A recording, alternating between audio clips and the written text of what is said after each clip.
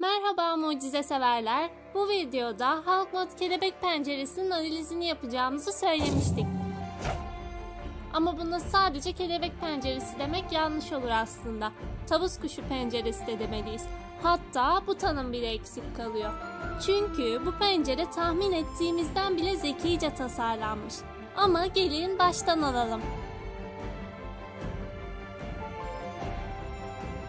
Öncelikle Gabriel'ın evini çeşitli kelebek sembolleriyle döşediğini biliyoruz. Yani pencerede kelebek sembolü olması gayet doğal.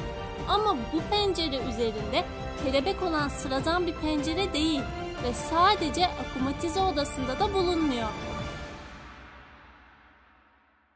İşte daha önce dikkat ettiniz mi bilmiyorum. Emile heykelinin arkasına çok dikkatli bakın. Görebildiniz mi? Evet, çok güzel gizlemişler. Ama burada da bir akumatize penceresinin sembolünü görüyoruz. Bununla da bitmedi. Adrian'ın bu tatlı ve acıklı bakışları bunu görmemizi engellemiş olabilir. Ama Adrian'ın oturduğu taşın altında da bu pencerenin sembolü var.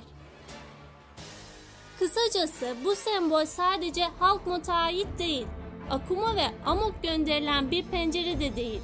Kullanıldığı yerlere dikkat edilince bu sembolün Agreste ailesine ait bir arma veya sembol olduğu fark ediliyor. Yani Emily ve Gabriel'a ait bir arma. Zaten Emily heykelinin arkasında bulunması bunu kanıtlıyor.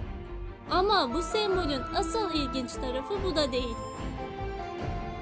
Mucizenin yapımcı ve tasarımcıları bu işi gerçekten biliyorlar ve Agreste ailesine ait her bir detayı harika hazırlamışlar. Bu her küçük detay ile Agreste ailesine ilişkin mesajları zekice yansıtmayı biliyorlar.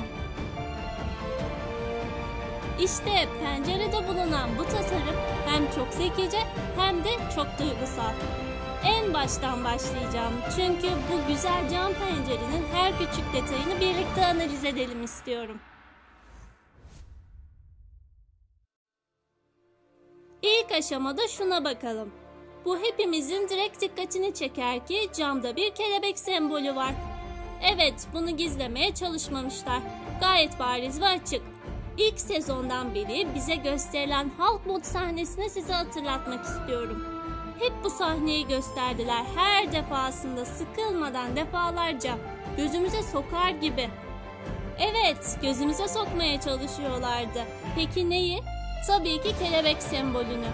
Defalarca bu sahneyi bize izletip bize bu pencerenin bu açıdan görüntüsüne alıştırdılar. Ta ki Mayura ilk kez mucize sahnesine çıkana kadar. İşte bu penceredeki Mayura sembolü. Tavus kuşu tüyü yutmuş birinin yüzünde oluşan maske işareti bu. İşte bakın, tam da pencerenin bu kısmında bulunuyor. Eğer mucizenin bölümlerini sırasıyla ve dikkatli izleyen biriyseniz, Mayura'nın ilk kez ortaya çıktığı bu sahne dikkatinizi fazlasıyla çekmiştir ve bir anlık kilitlenmişsinizdir. Cidden etkileyici bir sahneydi. Çünkü Halkmod sahnelerinde eğimli açıdan görmeye alıştığımız bu pencere ve bu oda ilk kez bize tam karşıdan gösterilmişti. Peki bu ne anlama geliyor? Şuna dikkat etmek gerekir ki iki farklı açıda da sahne odağı başka yerdedir. Halkmod sahnelerinde odak kelebek üstündeyken Mayura sahnesinde odağı tavus kuşu sembolü üzerine alırlar. Ve bu cidden çok önceden ve zekice hazırlanmış. Bize birden alıştığımızın dışında bir sahneyi göstererek aslında pencere içinde tavus kuşu sembolünün gizli olduğunu dolaylı olarak göstermiş oldular. Tabii ki bu ayrıntı fark edenlere. Direkt fark etmemiş olsanız bile bilinçaltınız bunu anında yakalamıştır. Çünkü bariz bir şekilde alıştırılan sahnenin odağı beklenmedik bir şekilde değiştiriliyor. Bunun tesadüf olduğunu iddia edemezsiniz. Çünkü çizgi filmlerde her kare, her açı, her piksel enine boyuna ölçüm yapılarak ve belli odak noktalarına istenilen mesaj yerleştirilerek oluşturuluyor. Bu tekniği Halkmod penceresi içinde akıllıca kullanmışlar. Ama beni asıl etkileyen bu tarafı değil. Tabii ki de pencerenin tasarımındaki duygusal taraf. Gelin bu hoş ayrıntıya birlikte bakalım. İşte benim sevdiğim bu küçük detay, bu pencerede kedi sembolünün de gizli olması. İşte tam burada. Ve bu tasarımın akıl alan kısmı burada başlıyor. Kelebek mucizesinin Gabriel'a ait, tavus kuşu mucizesinin de Emily'e ait olduğunu biliyoruz. İşte tavus kuşu ve kelebek mucizesinin de yarısını alıp birleştirirseniz kedi mucizesinin sembolü ortaya çıkıyor. Adrian'ın Gabriel ve Emily'nin oğlu olduğunu gösterebilecek daha akıllıca bir tasarım olamazdı. İşte tam da bu yüzden bu sembol Agressi ailesine ait bir arma. Gerçekten müthiş bir detay daha. Bu tarz incelikleri çizgi dizilere gizlemelerini seviyorum. Ve bu harikulade cam pencere tasarımı için Thomas ve ekibi ayakta alkışlanmayı hak ediyor.